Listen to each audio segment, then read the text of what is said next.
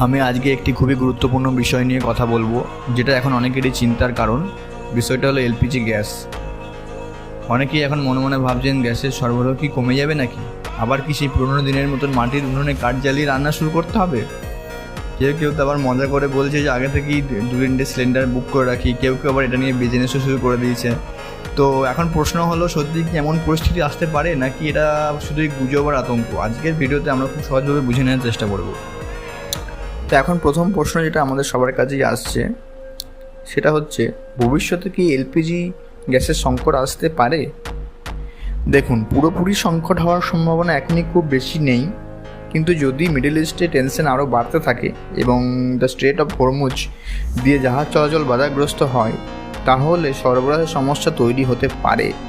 কারণ ভারতের অনেক এলপিজি গ্যাস মধ্যপ্রাচ্যের এই দেশগুলো থেকেই আসে। সেই রুটে সমস্যা হলে সাময়িক দেরি বা চাপ তৈরি হতে পারে। তাহলে কি এলপিজি গ্যাসের দাম আরও বাড়তে পারে?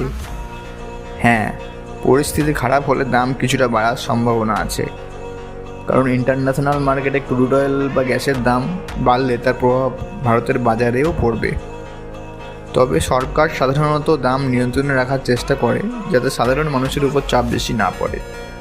তাহলে কি আমাদের এখন কী করা উচিত? এখন পরিস্থিতি অনেকটা নিয়ন্ত্রণে আছে। ভয় পাওয়ার মতন পরিস্থিতি এখন অতটা নেই। সরকার এবং তেল কোম্পানিগুলো পরিস্থিতি নজরে রেখেছে।